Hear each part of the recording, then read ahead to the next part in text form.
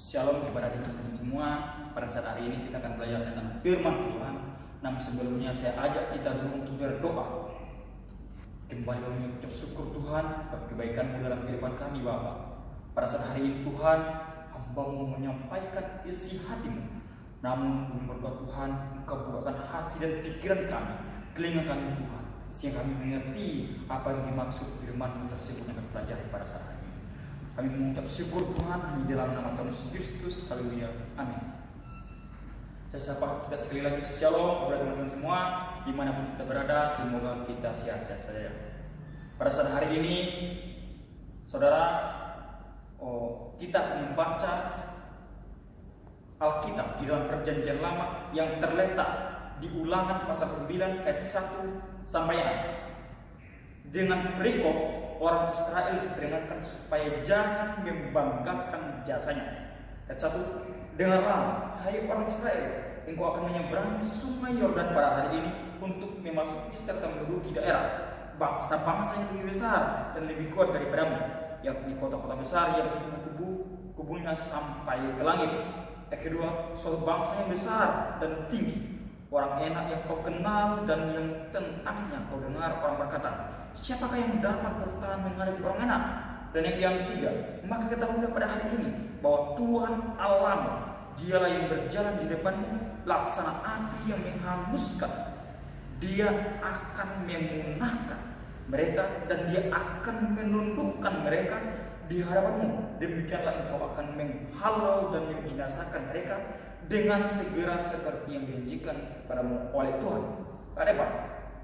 Janganlah engkau berkata dalam hatimu, apabila Tuhan Allah telah mengusir mereka dari hadapanmu, karena jasa-jasa pula Tuhan membawa aku masuk menduduki negeri ini. Padahal karena kefasikan bangsa-bangsa itulah Tuhan menghalau mereka dari hadapanmu. Ayat 5, bukan karena jasa-jasamu atau karena kebidanan hatimu engkau masuk menduduki negeri mereka, tetapi karena kefasikan bangsa-bangsa itulah Tuhan Allahmu menghalau mereka dari hadapanmu. Dan supaya Tuhan memberi janji yang diikrarkannya dengan sumpah kepada nenek moyangmu, yakni Abraham, Ishak dan Yakub. Karena jadi ketahuilah bahwa bukan karena jasa-jasamu Tuhan Allah memberikan kepadamu negeri yang baik itu untuk diduduki. Sesungguhnya engkau bangsa yang tidak tengkok. Nah, biarlah setiap kita yang mendengar, biarlah setiap kita yang membaca dan merenungkan firman Tuhan hari lepas hari. Nah, pada saat hari ini saya mengangkat tema kita, segala sesuatu berasal dari Allah. Ada sebuah kapal terbesar di era awal abad ke-20 dan mampu mengangkat 3.000 penumpang dari Inggris ke Amerika dan memiliki tercanggih saat ini, saudara. Sebuah contoh kesombongan umat sebagai pemilik kapal tersebut. Apa yang dikatakan saudara? Jangankan 7 samudra, bahkan Tuhan pun tidak mampu menenggelamkan kapal ini. Maka di sebuah malam yang dingin, di pelayaran perdananya, kapal ini menabrak sebuah gunung es. Kapal besar ini pun tenggelam membawa ribuan penumpangnya beserta kesombongan yang dibawanya. Saudara sekalian, pernahkah kita menyadari bahwa betapa kecil, lemah dan tak berdayanya kita sebagai manusia? Lalu sampai kapan kita harus menunggu kehancuran karena kesombongan kita, saudara? Nah, saya ingat ada seorang Romo, Wilfrid, yang berkhotbah di atas mimbar dengan mengatakan, jangan bangga akan tubuhmu, jangan bangga akan wajahmu yang cantik, bodimu yang seksi, karena suatu saat akan tinggal tulang belulang. Jangan bangga akan mobilmu, Ferrari, Lamborghini, Alphard, karena mobil terakhirmu adalah ambulan. Jangan bangga akan gelarmu yang hebat, doktor, profesor, dan lain-lain, karena gelar terakhirmu adalah almarhum, disingkat dengan ALM. Nah, pepatah mengatakan, saudara, kehancuran manusia ada pada saat ia mulai sombong dengan apa yang dimiliki. Jadi saudara, ketika kita memiliki segala sesuatu, itu artinya Allah yang bekerja, Allah yang melakukannya. Jadi saudara-saudara, bagaimana caranya kita menyadari bahwa segala sesuatu dalam hidup kita itu berasal dari Allah. Saya mengangkat 2 poin penting dalam kehidupan kita sehari-hari, saudara. Yang pertama, percaya pada janji Allah. Dalam firman Tuhan ayat 1 dijelaskan bahwa bangsa Israel bersiap menyeberang sungai Yordan menuju bangsa-bangsa yang besar. Bangsa-bangsa yang besar yang dimaksud penulis adalah orang enak, saudara. Saudara tahu seperti apa orang enak itu? Orang yang memiliki leher panjang dan badan besar dan tinggi, memiliki jabatan tinggi, jumlah mereka banyak, dan dikelilingi oleh benteng yang berkubu atau kuat, artinya sulit untuk diakses dari luar.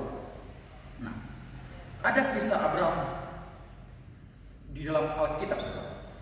Suatu ketika Tuhan berjanji kepada Abraham untuk memiliki keturunan.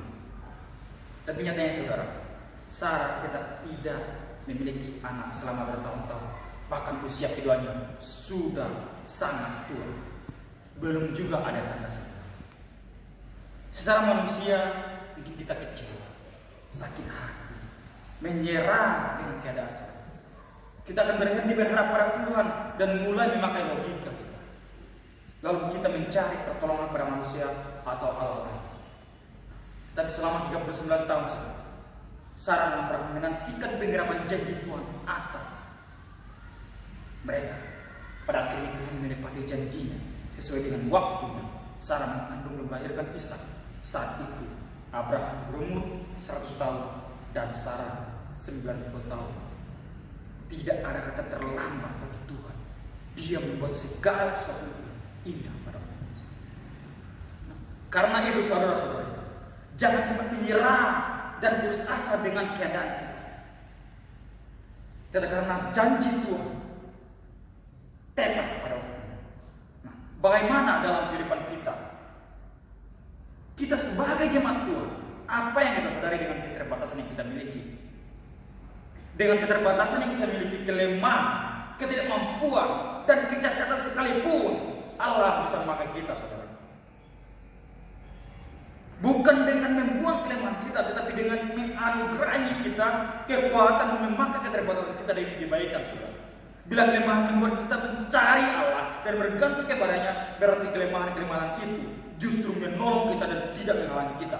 Kelemahan-kelemahan ini justru merupakan hal terbaik yang dapat kita alami karena pertumbuhan kita dalam keberanian, kekuatan dan kebahagiaan tergantung kepada hubungan kita dengan Tuhan dan seberapa besar kepercayaan kita kepadanya.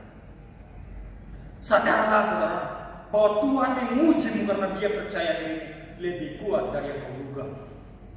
Maka dari itu bersabarlah dan terus bangkit bersama dengan Allah. Dan yang kedua, saudara, percaya bahwa Allah pasti akan menggenapi janjinya. Dan ayat 4 dan 6, kapan janji Tuhan diberikan?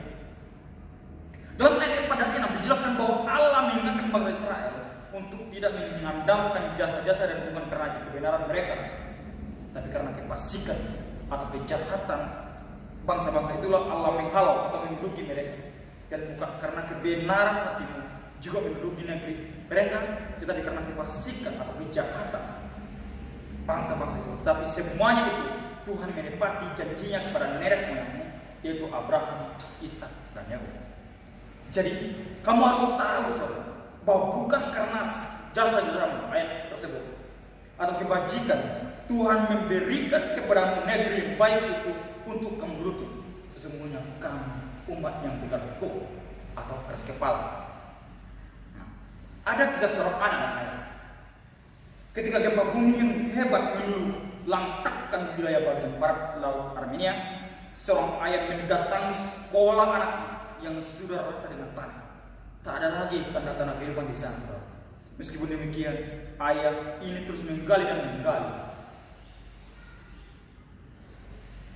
Terus menggali sampai 36 jam berlalu. Tiba-tiba ia mendengar suatu suara dengan segera yang berteriak memanggil, anakku, apakah itu engkau?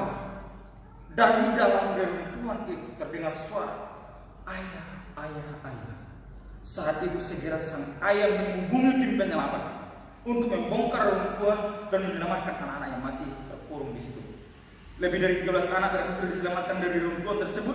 Ketika ditanya, sang anak menceritakan bahwa ia terus-menerus mengatakan kepada teman-temannya bahwa mereka pasti selamat. Sebab ayahnya sudah berjanji bahwa dalam keadaan apapun, ayahnya pasti akan selalu ada untuknya. Anak ini sangat percaya pada janji yang diucapkan ayahnya, dan sang anak juga benar-benar memegang teguh janjinya.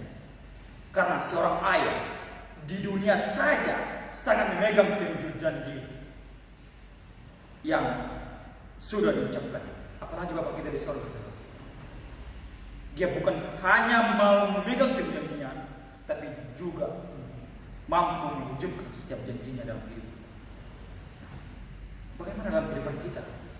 Kita sama seperti seorang anak yang selalu memegang perkataan ayahnya. Dengan ketaatannya, ia memberikan nasihat kepada teman-temannya, sehingga sekumpulan anak pun percaya bahwa mereka pasti selamat.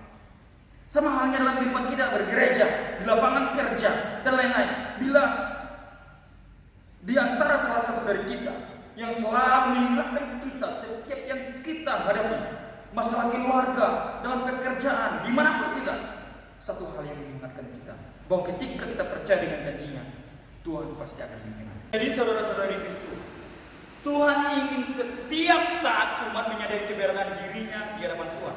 Jangankan sesuatu yang kita miliki atau capai, bahkan diri kita pun bukan milik kita sendiri. Diri dan kehidupan kita hanya milik Tuhan. Segala yang terjadi dalam hidup kita itu adalah dalam kuasa dan kedaulatan Tuhan. Tidak ada satu manusia atau bangsa manapun mengagumkan dan besar di hadapan Tuhan. Orang yang tidak memiliki kemampuan apa-apa, bangsa yang diremehkan, dapat Tuhan jadikan penguasa.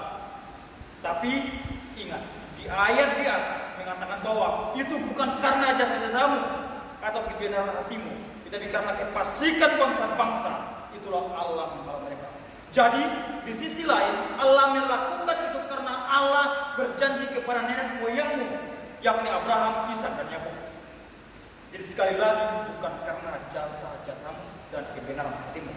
Untuk jemaat bawah dan renungkan di rumah, Tuhan meminta setiap umat hanya untuk bersyukur dan tidak melupakan kasih setianya sepanjang masa. Karena itu, jangan pernah memegahkan diri di hadapan Allah, sebab segala sesuatu berasal dari Allah. Nah, bagaimana dengan kehidupan dalam hidup kita di zaman sekarang? Apakah kita sudah menyadari bahwa tanpa Tuhan kita tidak bisa berbuat apa-apa?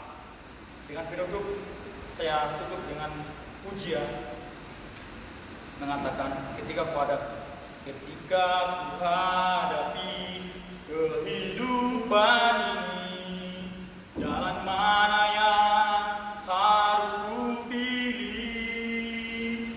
Ku tahu ku tak mampu, ku tahu ku tak sanggup, hanya Kau Tuhan tempat jawabanku. Aku pun tahu ku tak pernah sendiri, sebab Engkau Allah yang menggendongku. Tanganmu membolaiku, cintamu memuaskanku, Kau mengangkatku ke tempat yang tinggi. Janjimu seperti fajar pagi hari, dan tiada pernah terlambat bersinar. Cintamu seperti sungai yang mengalir, dan ku tahu betapa dalam kasih-Mu. Jadi saudara, kutipan lagu ini bukan karena sekedar kata-kata yang dinyanyikan, karena janji Tuhan adalah kepastian dan jaminan bagi setiap anak-anaknya yang mau percaya kepadanya.